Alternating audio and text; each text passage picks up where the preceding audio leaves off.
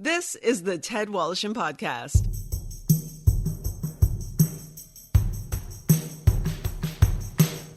Brought to you by Halenda's, the meat people. Enjoy their award-winning products at selected Metro, Sobeys, Fortino's, and Foodland locations. Halenda's, the way sausage should taste. And Tom's Place. For the finest in men's clothing at unbeatable prices, it's Tom's Place at 190 Baldwin in the heart of Kensington Market. Tom's Place will suit you. And now, here's Ted Wallachin. My special guest today is one of Canada's most respected names in sports broadcasting for his work as play-by-play announcer for the CFL and host of Toronto Raptor broadcasts. In addition, he has done play-by-play for the Masters, the RBC Canadian Open, international skating competitions, and 5 Olympic Games. And he co-hosted Canada AM. He is the recipient of the Sports Media Canada Award for Outstanding Sports Broadcaster and is a 5-time Gemini Award nominee. He has also received the Queen's Diamond Jubilee Medal for his work with Plan International Canada. Recently, he joined North Star Gaming as host and brand ambassador for North Star Bets. Welcome and congratulations, Rod Black. Are you talking about being a bodyguard for you, Ted? Are you talking about when I have to cut your lawn every Friday and Saturday? That one too, yeah. Well, I'm kidding. Multi-talented guy. I am kidding. I love your Mickey Mantle picture over your shoulder. I love that. You probably met him at one point. Yeah, I interviewed him years ago, and people always, I guess they assume because you cover teams that you're automatically a fan, and quite frankly, and I'm sure you're probably like me, is that when you are around teams, you kind of lose your fandom. Yes, you want to, you want them to do well, but my fandom extends in baseball back to like the Cincinnati Reds and the Big Red Machine and the Yankees. And it hasn't even before Mickey Mantle. I'm a huge Babe Ruth fan and historian, and truth be known, I once bought a Babe Ruth autographed baseball that I still have in a safety deposit box, and I you don't even know what I paid for it, and you don't want to know what it's worth. But one of my kids someday will get that ball. But I just love anything historic to do with sports, throwback. I love the new age of sport. I love the new age of sport, but I frankly yearn for the old days as well. One of the good news, bad news things about being somebody who interviews people, whether it be in entertainment industry or whether it be in politics or sports, is that there are times when you get to meet somebody that you have a lot of respect for. And sometimes that person turns out to be a jerk, and you go, "Oh, a jackass!" God, I wish I'd never met that person. Yeah, how about for you? I'll let you go first. Who was a jackass in your mind? Bill Cosby. And that was before he became. And guess what? He turned into a jackass. Yes, he did. Yes, he did. So I got to tell you my Bill Cosby story, and I don't mean to name drop, Ted, because you know what? I said that to Justin Bieber. I said that to Justin Bieber earlier today. Yes. Overlooked. Oh man, this goes back years, and I was a huge, as we all were, Bill Cosby fans, and of his humor, his comedy, the sitcom. Needless did we know that he was the kind of person he was, especially around women. Yep. I had an inkling, though. So this is in the Cosby Show was what, like mid-'80s to late 80s, right? Yeah. So I get a chance. It was the CTV affiliate, which I was associated with at the time, and the Cosby Show was the biggest show on television. And Bill Cosby was coming to town, playing the Winnipeg Arena at the time, the old barn. And our marketing person said, "Listen, Rod, we'd like you to introduce Bill Cosby." And I went, "Really? You're kidding me?" And I that was a big thrill. I'm going, man. And I was a young guy in the business at the time. I was probably about 25, 26. And so I go to the arena, and I'm kind of nervous about, meeting him and everything. But he comes in, and I had my girlfriend at the time who was with me, and she was a bit of a stunner. And I could tell Bill, he was kind of like, "Oh, hey." I'll never forget that, because we sat there and he was eating popcorn. And he's going, yes, so what do you do here in Winnipeg? And I said, well, I'm a local sports announcer, and I'm a huge basketball fan. Basketball. So we started talking about the Harlem Globetrotters, and it was a fascinating discussion. I didn't get a sense of the kind of person that we soon found out that Bill Cosby was. He was quite nice. I said, how am I going to introduce you? He goes, just go out there and be yourself. So I got out, and it was in a boxing. It was in shape of a boxing ring. So I got out there, and people are wondering, what the heck is this guy doing? I get through the ring, get through the ropes, get into the ring, and I go, good evening, Winnipeg. I'm Bill Cosby. So I had him, and he liked that. Having said that, years later, my fandom definitely has evaporated, been extinguished by what happened with the kind of person he became. And clearly, you were right on the money. Jackass. Yeah. Well, which disappointed me. It's like that scene in The Wizard of Oz when Toto opens up the curtain and you realize there ain't no wizard. That's what that was. Yeah. I honestly, Ted, I haven't had. Trying to think through the years, I think I've got guys at bad days and women at bad days, interviewing them in sports. Actually, when I was on Canada AM, one of my previous lives, Mary Jane Blige was. I don't know what it was at the time. I sat down. It was fortunately a taped interview, and I go, "Hello, I'm Rod Black." She goes, "Rod Black? What kind of a name is that?"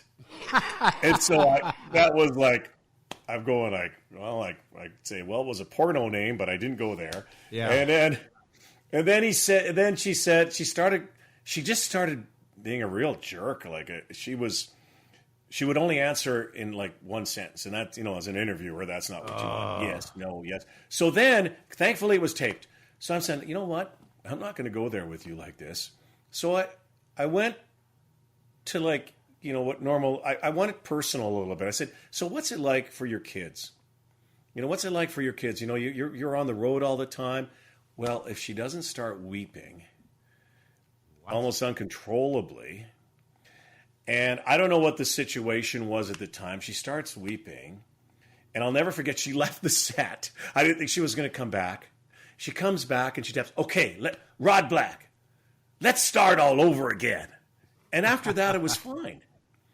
But it was, I hear you, man. I don't like that. I don't like when people are not the people that they appear to be. Dennis Rodman, I think, was like that then. Again, he was fine at times. Yeah. But, I think you can catch people at bad days. I do think we all have redeeming qualities. I will tell you, fascinating interview. This is, I was like, only maybe 23, 24. A good friend of mine, Donnie Lalonde, was a former light heavyweight boxing champion. Sure. And so I spent the summer with him as he was getting ready for Sugar Ray Leonard fight in Vegas. But I spent it with him in New York City at Gleason's gym.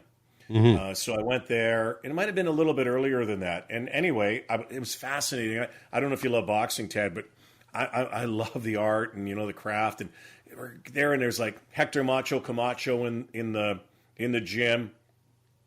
Donnie was being managed by David Wolf at the time. There were Alexis Arguello was there.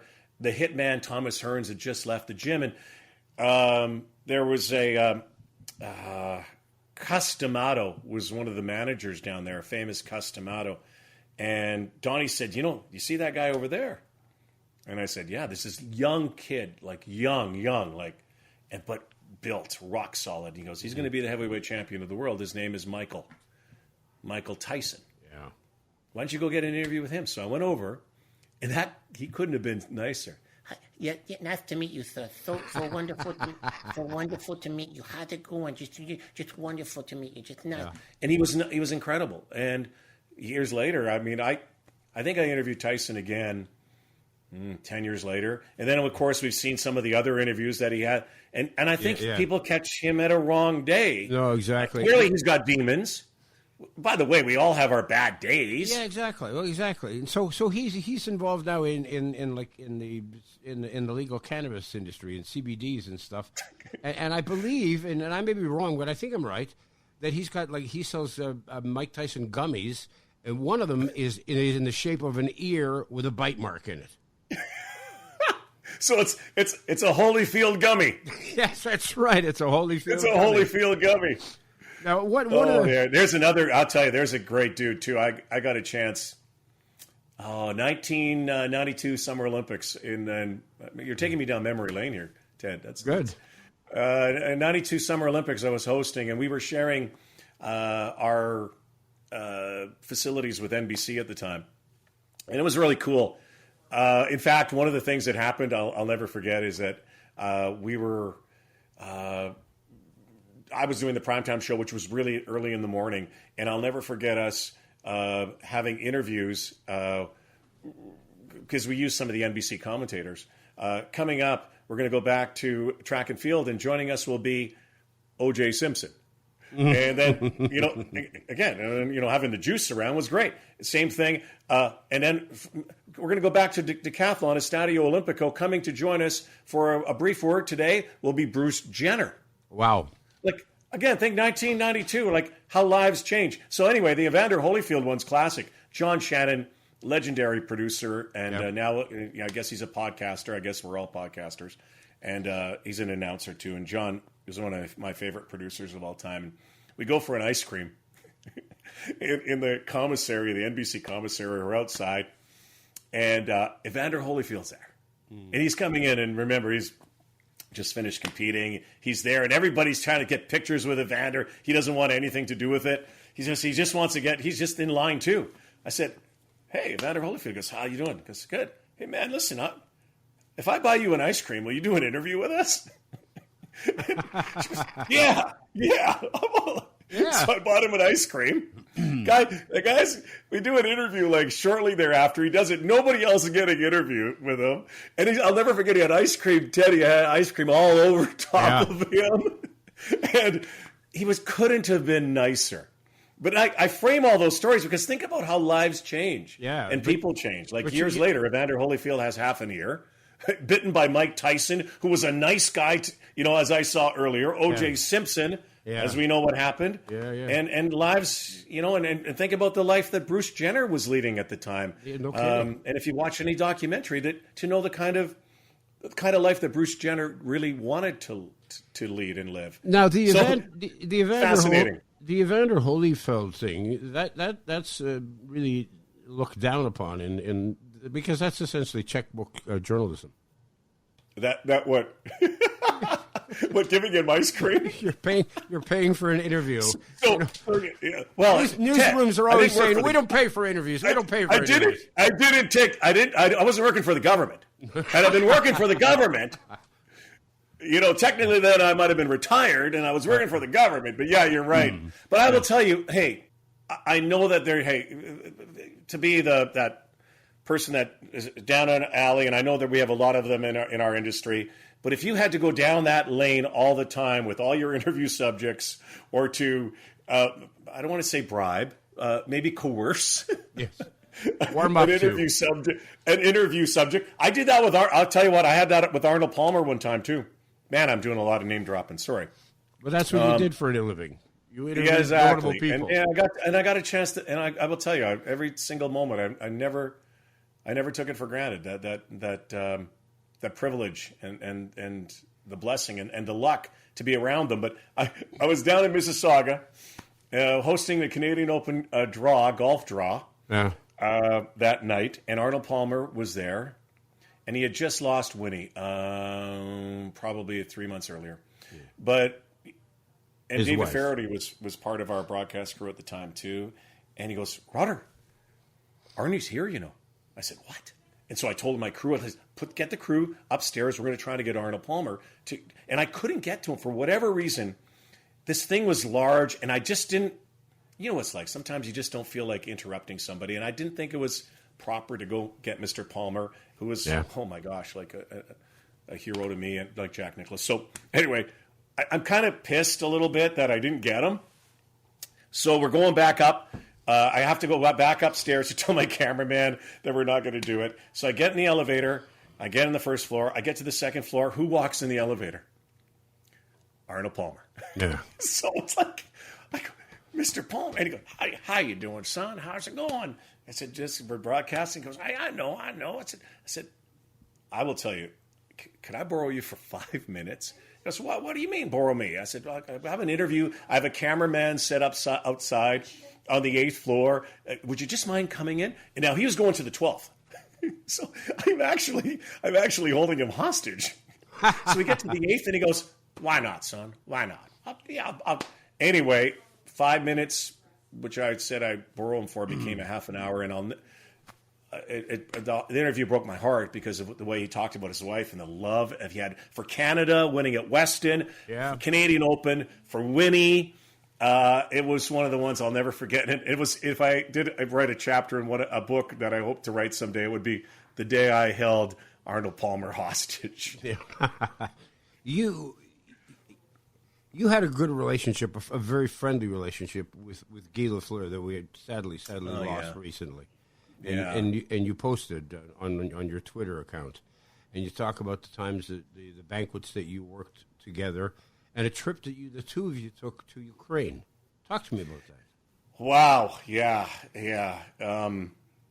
Crazy, And I haven't really been emotional about it because I just sometimes when you lose somebody in life, like I lost my mom because she was a smoker. We've lost so many people who are smokers. Guy was a smoker. Mike Bossy was a smoker. We all know. And my mom was a big Guy Lafleur fan too. But it's so funny. From the day that I kind of first met my hero, Guy, when I was working as a young rookie reporter, and I missed him on the ice.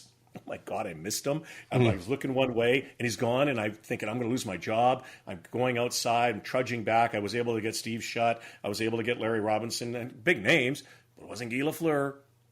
I'm trudging back into the Winnipeg winter, and there's Guy Lafleur standing there, and I was able to get an interview. And through the years, Ted, you do a lot of stuff. I know you've done a lot of stuff for charity, and I'm sure you're like me. When people are nice enough to ask you to do something for them, you do it. And so I was able to do it, and I got to know Guy through those. And so did a lot of traveling across Canada, but then I was got to go on one of those military excursions with the government and with the Canadian Air Force. This is 6 years ago. So we went to Crete, we went to Kuwait, and we ended up in Ukraine. And so Guy had his son with him at the time. Donovan Bailey was with us, Erica Wiebe, Geneviève Lacasse, Tessa Bonhomme, Olympians, Olympic gold medalists, and a band from Quebec. And it was the first time I had done anything for the military. It was at Christmas time.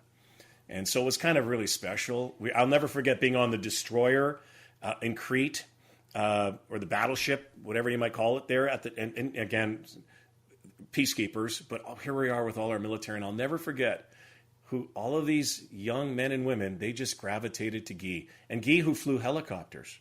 And there were helicopters on board this ship. And so he was fascinated. And he was asking them more questions than they were asking him. So anyway, we went to Kuwait in the desert. And I thought it might be a little scary there. And it wasn't. We were with the Canadian and American troops. We had breakfast and lunch with them. And we had a ball hockey game. And Guy was out there, and Guy scored a slap shot. No kidding. But we ended up in Ukraine, and I'm Ukrainian, so it really hit home for me. We were in Lviv, and this was the time just after the Crimean annexation, and we had Canadian troops there that I believe were helping train some of the Ukrainian forces. I didn't know that you were of Ukrainian descent. I never knew that. Yeah, so I am too. Are you? Well, of course you are. Of course you know what? So, Ted, my grandfather... I changed my name. My real name is Smith. I changed it for radio purposes. So my grandfather, when they immigrated in that, the Great Immigration after World War I, or during World War I, his name was Chorny, and Chorny means black. And so a lot of the Ukrainian people either shortened their name or took the literal translation. That's my sister-in-law's name. What's that? It's my sister-in-law's maiden name. Oh, yeah. So she's black, too. Chorny is black. Yes. Chorny means black. That's right. Anyway, we went to Lviv. It was fascinating for me because I wanted to see, we were only there for maybe 30 hours. It was scary.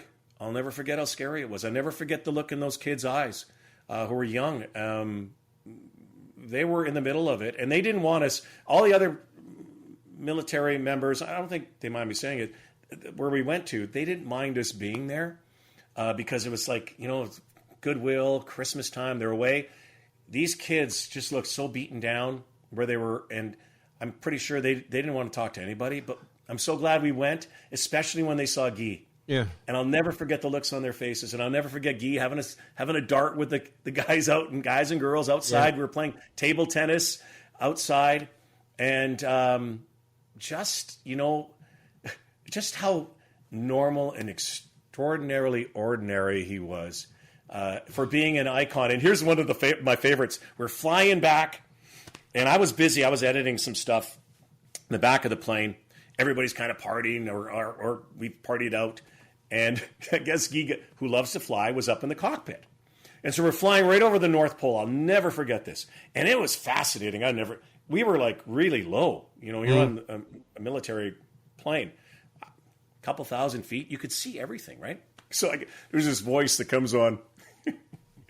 Ladies and gentlemen, just look out to the right, because there is a polar bear right to the right. And everybody comes flying over to the other side. And you can never say polar. And you can hear this thing on the mic.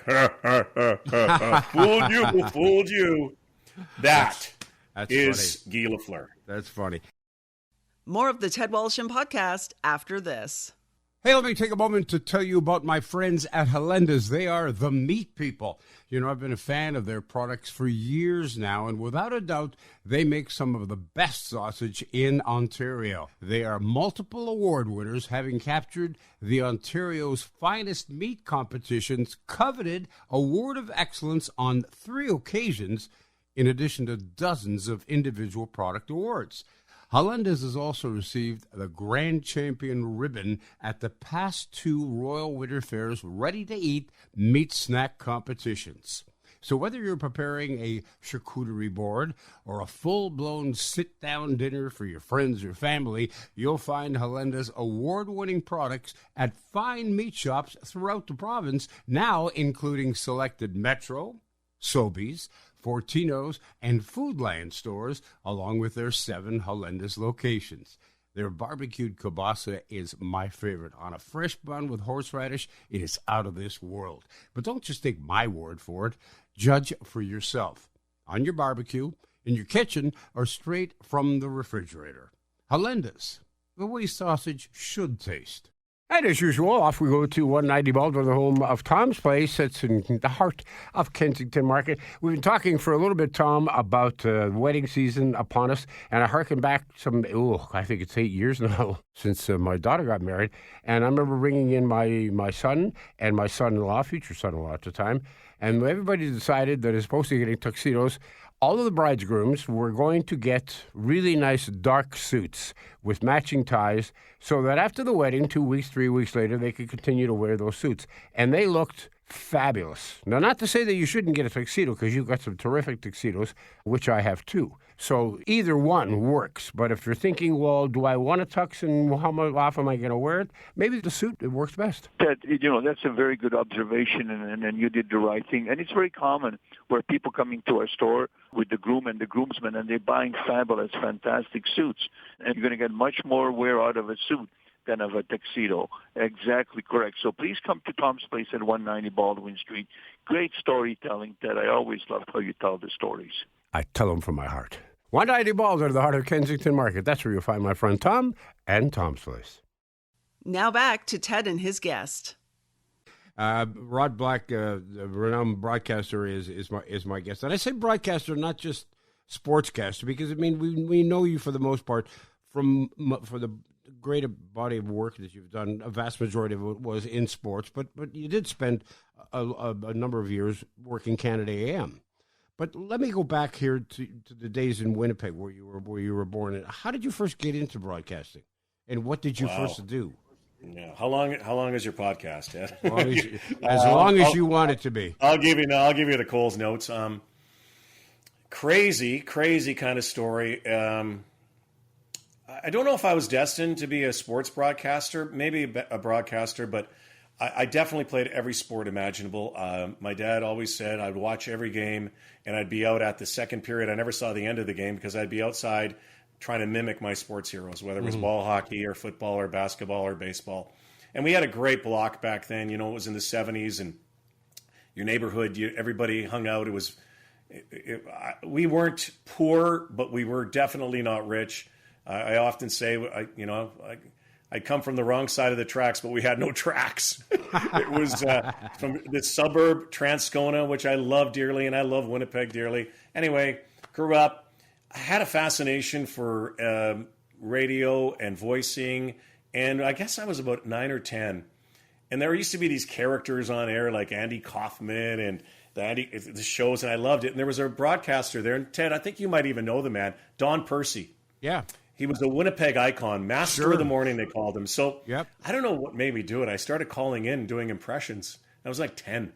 And I did like Raymond J. Johnson Jr., you don't have to call me Ray. You can call me Jay, and you can call me Johnny, and you can call me Sonny. You can call me Junie, but you doesn't have to call me Johnson. So I did that, and it irritated people, I'm sure. I used to do it. My parents would be sleeping. They didn't know I was doing it. I was like, I'm sure it was like 9 or 10. And I'm doing all these impressions on the air. Don Percy didn't know. Then I had a chance to meet Don Percy, and he couldn't believe that I was like this young kid. Anyway, I kind of got the bug then. 12, 13, 14, I still playing a lot of sports. I got a job at a roller rink, of all places, when roller skating was very, very popular back then. And I saw this DJ up there. And I don't know your background or how you got into it, but when you saw it, I went, man, spinning records, doing that is so cool. Yeah. So that I gravitated to that. And I was doing that 15, 16. I had an opportunity to go into, I was doing a lot of theater too. But I had an opportunity to go to, I had scholarship opportunities in sport, and one was in basketball and in hockey. And I'm making a trip down to Minnesota with a friend for a recruiting visit. It was different back then. They didn't, you just went down, and they phone you or give you a letter. So if you can come down, it's not will you come down? So I went down. I was on my way to Bemidji, a place called Bemidji. And halfway through, I got there, and I got even homesick on the recruiting visit. I decided to go back to Winnipeg and take a course called Creative Communications, which was not a TV course, not like they have now, but it was more like a writing, advertising, journalism, theater course. And I just thought it was kind of maybe that might be my calling someday. I was only like 16, 17. I got into the course. It was really hard to get into. So there were all these adults, very much more mature than I was. I was a beer basher at the time. Didn't care too much about my grades. A lot of these people were 35, 40 years old. The next year, there's a job opening at a local station, CKY, which is a CTV affiliate, and there was a job opening for a sports reporter, sports broadcaster. And I had this huge afro back then. I had that cheesy porn star mustache that never quite ever grew. and I thought, I said, no, I'll never get this job. It's more for veteran broadcasters. And my dad said, that might be good for you. Yeah. My mom said, that you'd be good at that. And then my other friend said, you should try that. So I'll never forget. I was never early for class. In fact, my people who know me know that I'm not really early for anything. And I got down there really early, and I was the first in line. And I'll never forget, it was raining. The gentleman's name was Peter Young. He was the sports director. And he was a hero to me. I was watching him on local sports, and he was an icon then. So I went out there and I had an umbrella, and I walked him back. It goes back to our bribing thing, Ted. Coercing. I didn't give him an ice cream, but I took him in, and I was the first to be interviewed. And lo and behold, I got the job. And it kind of took me on the direction, a path that I never anticipated. But I went, oh my gosh, I just won the lottery. So now I'm not going to spend this money. I'm going to go work my ass off. And I did. I worked so hard. All my buddies were out. And, not that I wasn't out either, but I would work till early hours of the morning because I was doing late night sports. I got fast forward. I got, a gig with the Winnipeg Jets doing their broadcasts. Fast forward, I got called to Toronto to take over as an Olympic host and a host for CTV, ambassador there and spokesperson, and that's kind of how it all got going. Hard work met opportunity. So you were what, like 19, 20 at this time? I think when I got the job, I was like just turned 18, and wow. I was working part-time there, and yeah. And you know, it's funny, I talk to kids all the time, or people are getting in, and it just doesn't happen like that anymore. It can, but it's you know, I was lucky, and I made a ton of mistakes. And I did shave my little mustache a little bit, and I cut my hair, and I got contact lenses because I couldn't see. But I loved it. I will tell you, I'm sure you're the same. And, you know, when you've done it for a while, I think a while is just 10 years and more. And, you know, I've done it, fortunately, for 40 plus, is that every single moment that you've done it, I've enjoyed every moment. I don't care where I was. Yeah. People say, what's your favorite event to do? It could be tomorrow. It could be a slow pitch game down the street. I've loved every moment. It's a toy department for me, and I love telling stories. But you know, when you look, Rod Black is my guest. When you look back in your career and you think how your career advanced incrementally, and it was like, okay, I need to do this. I need to work in this market. I need to do this. I need to do this. I need to be here. I need to earn my stripes before I get to a point where I'm doing national or I'm doing major market broadcasting. Mm-hmm. And when you got there, you thought, wow, I deserve this because I busted my ass to get here. Nowadays, you get the job in Toronto because you're 25 years younger than the person they're about to fire, and you're going to make 1/4 of what they do. Well, yeah, unfortunately, I think. Oh, that's true. I think it's an indictment on an industry that I'm not speaking for you, but that we both love. And it breaks my heart. Broadcasting industry, it does break my heart. It breaks my heart too that to know that there aren't the opportunities afforded to when I was young. Like you couldn't do that at 18. Now nobody will ever hire anybody at 18. You're going to be fetching donuts and coffee, or you're going to be put somewhere, and you may never get an opportunity to. Experience is the only thing. Experience is only good when you get it, and the only way to get it is to get it. Yeah. And I'm afraid that our industry has gone that way. I'm afraid that our it's. Can we blame big business? Can we blame consumption? Can we blame technology? Because everybody can be a broadcaster now too. What I don't want to look to our friends in the States too often. And trust me, I grew up idolizing the way they were broadcasting sports and news and everything. Mm-hmm. They still look after their experienced people down there. I mean, they still do it. Yeah, they still go through the same thing. We can learn lessons from that. I hope someday I get to be put in a position, a management position, or that would say, no, that we're not going to do that to our experienced broadcasters, or we're not going to do that because of a wokeness or a correction. Yes, there are things that you cannot do or cannot say in life, and you shouldn't right now. But there are also some sensitivities and political correctness that I just think, really? That's what we're talking about? And you're going to ruin somebody's career over something insignificant like that anybody can do? I think it's a safe way. I do think that a lot of what's going on is kind of safe. I don't like the direction of storytelling that it's going now, that it's so fast. Yeah. I'm sure there's young people watching or listening going, well, that's the way it is now, buddy. It's 140 characters. Yes, but there still needs to be depth to your storytelling. There still needs to be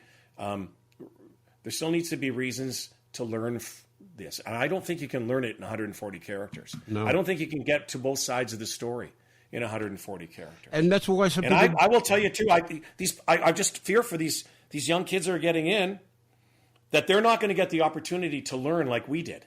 Like, one of the things I love is I learn every single day. I still learn about broadcasting. I'm sure you do too. Absolutely. I learn every day. Every time. But you know what the problem is? At 25 to 30, now they get to that salary range and they're gone too. Yeah. And they never had an opportunity. That's my fear.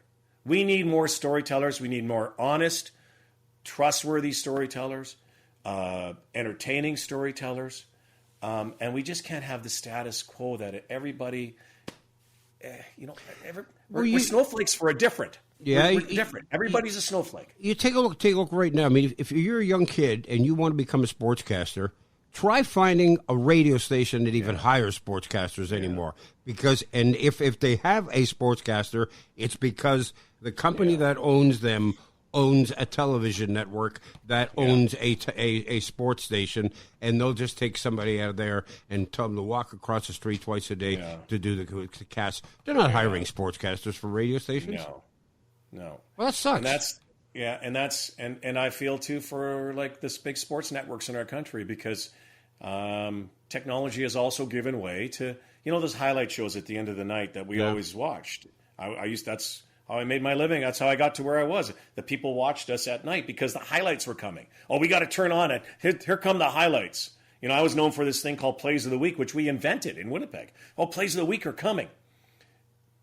I don't know what their numbers are, but there's a reason when a game ends, they go right to them on those networks, is because they want to keep eyeballs. And guess what? The eyeballs go like this, and then they go down. Yeah. Because guess what? Everybody already knows the score. Everybody already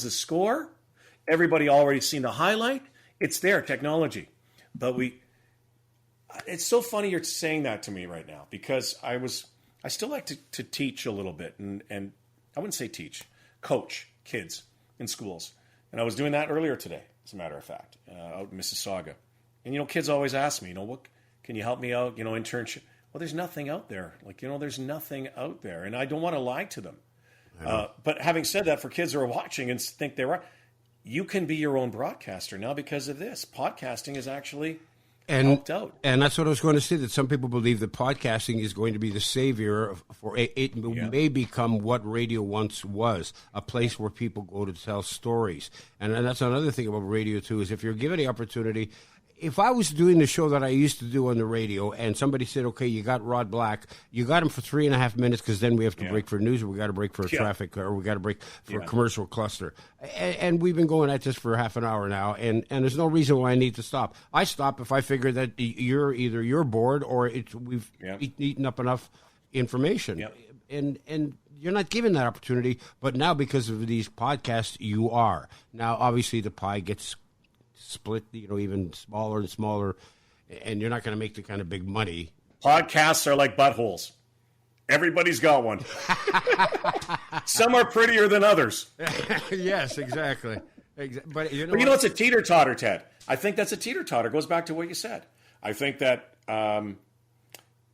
because of what's happened with our industry, podcasts have come in, and it has allowed, this teeter-totter that went with just short messaging, blasting, splashing, getting that out there quick. I think there's this that's come. This has risen because people want to get more in depth. And I don't know what the demographic is. I don't have all those numbers, but I do know. A couple of things. I think people have those AirPod or Airbud things. Yep. And when you're just working around, it's great to be able to listen to. I think cars too. People are listening to podcasts more in cars, maybe even than general radio stations. So here's it is. The appetite is still out there to get more in depth and to learn more about people. And my motto is podcast. It's like radio, but without pain in the ass bean counters. You said that, I didn't. I totally agree. And you know what? And then, hey, here's an even better one. Yeah. You're your own salesman, and I always had I should be careful what screw it. I don't care. What are they going to take away the history? Okay. When you're working for, and I'm sure this happened in radio for you. It happened to me in radio and TV. Is the salespeople who are tremendous. They have a tremendous skill. They're really good at what they do. They can say, I'm not a really good salesperson, but do you know that I always said you can tell a successful show by the salesperson's basement. Because they got everything for free. Yes. They got all this for free. They got this for free. Oh, what's that? Why do you have a pinball machine? Why do you have a hot tub in your basement? Why do you have this? And then you realize after you were doing your show, well, okay, where did everything go? Oh, yeah, the salespeople had it. That's right. But it is. I think podcasting is fascinating. I think there's some great ones out there. Obviously, you've done great. I really want to get into one. I've waited. I kind of waited because I wasn't sure what I wanted to do with it. I think I'm ready to get into it, I hope, soon, and maybe with some partners. I love Smartless. Do you listen to Smartless? No, I have not. Oh, I think Smartless. I think it's the number one podcast. And my wife got me on it. And I'm trust me, I'm not a real podcast. I watch games with people with numbers on their backs. But Smartless is terrific. Jason Bateman, Sean Hayes, and Will Arnett. And every week, the premise is that they have a mystery guest. One of them brings in a mystery guest. Yeah. And like I listened to one last night with Woody Harrelson or Liam Neeson. It's fascinating. And it goes back to what you said. You learn more about people. Yeah. Like the stuff you learn. And it's so off the cuff. It's unlike radio. It is radio. It's radio, I guess, just without the radio. Yeah. There was a quote here. Rod Black says, it's radio, but without radio. Radio. You don't need a radio for radio. So let's talk here about the work. You just signed with the North Star Gaming as a, quote, host and brand ambassador. What does that mean? What are you going to be doing? I'm going to be gambling an awful lot, Ted. Okay, well, good. It's kind of like like a career. career. You know what it is? I trust me. Don't like. And I've never. I like to bet just like everybody, all my buddies. And my buddies have said I'm a notorious gambler because I bet on everything. But I bet like golf bets. I bet on games with my buddies, and I set up little pools here and there. Yeah. Maybe I shouldn't have said that. Well, now I can. It's legal. Who cares? Yeah. RCMP might have come after me. But what I'm going to be doing for them is I'm not going to be an insider giving you lines and bet lines and prop lines. Those people who do that, by the way, I want to meet them. I think they live in a cave in Montana somewhere. They're incredible. I don't know where they get. It's insane. It's insane how good these people are at setting lines. I will tell you, I'm pretty good at trending. Like, last night, obviously, the Maple Leafs. And I was saying all day, all 4 games, I said, don't go by the first game. Usually there's a market correction in the second, and it happened. Everybody won their second game. But that's just trending. Yeah. What I'm going to be doing for North Star Gaming, and they're part of the Toronto Star Group, is storytelling. And, Chris Johnson is an insider there. We're going to be delivering some content, digital and written content, that will, I think, help the consumer, the bettor, find out a little bit more rather than just about the game. In the line, in the prop bet, finding a little bit more, in my mind, has always helped me understand the game better. Finding a little bit more about Aaron Judge, finding a little bit more about, Austin Matthews, whoever am I, finding a little bit more about Connor McDavid. Those little personal stories in my mind are also what help frame your love of the game. That's the only reason, hey, I don't have to tell you. Look it over your shoulder, Mickey Mantle. I fell in love with sports not because I could wager on it. I fell in love with sports because of the stories and the people who play it and the great moments and the unpredictability. You can't write a script, and that drove me also to laying a few wagers on things. Yeah. That's sports. And so that's what I'm going to be doing with them. I'm really excited. We have, they just got their license. We're going to be launching soon. Again, I'm not going to be that guy who gives you. I'm not going to be Rodney the Greek or Rodney the Ukrainian. Although I think Greeks and Ukrainians have the same Orthodox calendar. That's right. An aside. That's right. But I will be helping deliver content and helping deliver their brand. I will tell you, wagering and gaming in Canada in Ontario. It hasn't gone across Canada. Wagering in Ontario is kind of like podcasting. They're everywhere. Yeah. They're everywhere. Yeah, and you have to wonder and ask yourself how many of these companies are going to be around in 5-10 years from now. Yeah. I do think that's one of the reasons that I really got involved with North Star is because of the family, with the Torstar family and the group. And as we know, the readership is different now. It's digital. I think that's where I come from. My background is video and video storytelling as well as the written word. So I think we're going that way as well. But I love the reliability of this network of North Star with Torstar, also associated with Score Golf and others, and community newspapers. Not that betting should be in community newspapers, but the ability to tell stories. Torstar owns more community newspapers, I think, in Canada than anyone else. And Metroline. I'm excited about that. I'm excited. Somebody says to me, "Hey, Rod, I want a story on this." I never say no. It's been fascinating talking to you, and I'll tell you why. Just because it's as it is fascinating to talk, as I've spoken to so many people now that have been doing this for about a year, it's because there's always more than meets the eye. You can talk to somebody about, well, what were the greatest games you ever saw? What are the greatest athletes you ever met? But then when you start digging deep down inside and find out about what it is that makes people do what they do, what is it that got them interested in that? What keeps them going? What keeps them motivated? Those are the things that fascinate me. And I've always said this to somebody. If they said, I want to do a podcast, but I don't know who to talk to, I said, interview the next person you see on the street because everybody's got a great story. You are so right. You are so right. And again, I harken back to a couple hours ago when I was... Everybody has a story, and the stories are fascinating.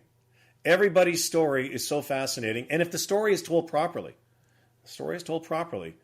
it makes it even more fascinating.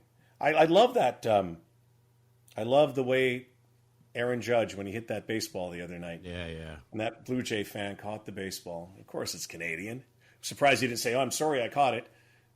Some fans might throw it back. To give it to that kid and to see the joy in that kid's The kid was face, crying. And then he met him the next day and all of that. And he's still, there's the little boy or little girl in all of us. Yeah. That's like that understands that story.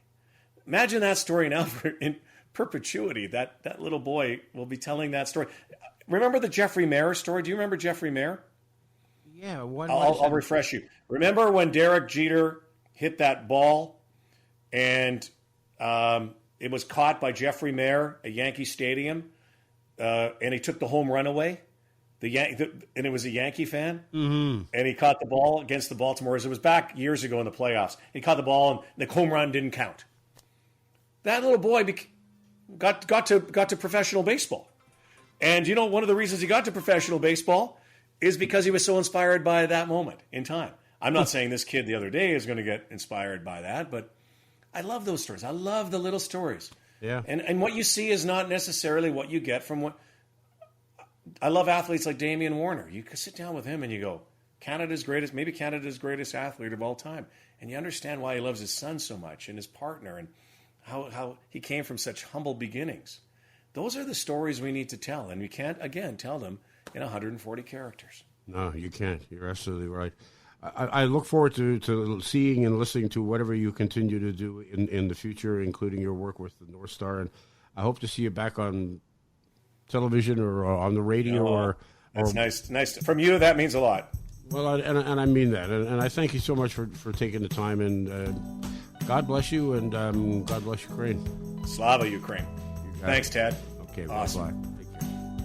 The Ted Wallachin Podcast has been brought to you by Halenda's, the Meat People. Enjoy their award-winning products at selected Metro, Sobeys, Fortinos, and Foodland locations. Halenda's, the way sausage should taste. And Tom's Place. For the finest in men's clothing at unbeatable prices, it's Tom's Place at 190 Baldwin in the heart of Kensington Market. Tom's Place will suit you. The Ted Wallachin Podcast is produced by Joey Roselli. Technical production by Paul Gatt. Music by Bike Thieves. I'm Becky Coles. Submit your questions and comments to ted@twmedia.ca.